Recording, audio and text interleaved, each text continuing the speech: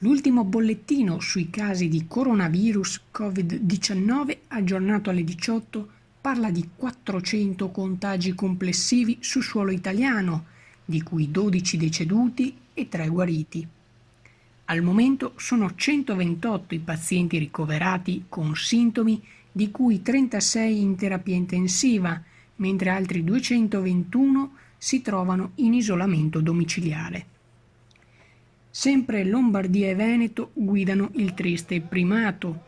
In Lombardia i casi sono 258, in Veneto 71, in Emilia-Romagna 47, in Liguria 11, in Piemonte 3, nel Lazio 3, in Sicilia 3, in Toscana 2, nelle Marche 1 e nella provincia autonoma di Bolzano 1.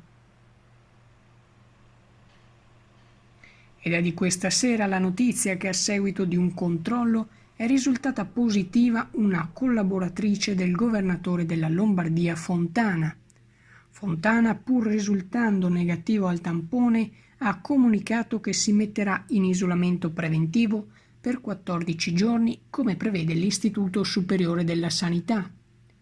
Ma torniamo in Veneto, dove i casi sono 71.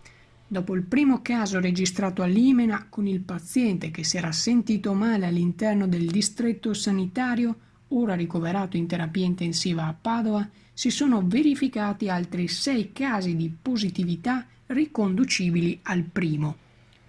Le persone al momento asintomatiche sono in quarantena fiduciaria. A Curtarolo i casi sono 2, di cui una minore che frequenta la primaria Petrarca di Limena.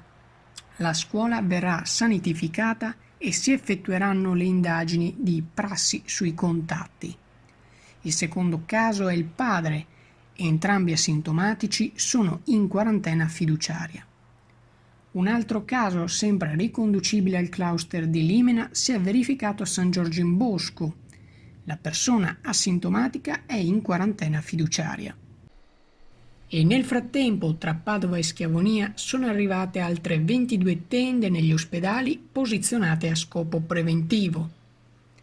E infine Zaia oggi ha assunto con la procedura d'emergenza 215 operatori della sanità, 100 infermieri professionali, 80 operatori sociosanitari, 20 assistenti sanitari, 10 tecnici e 5 autisti, che verranno distribuiti nelle varie ULSS con contratti a tempo indeterminato.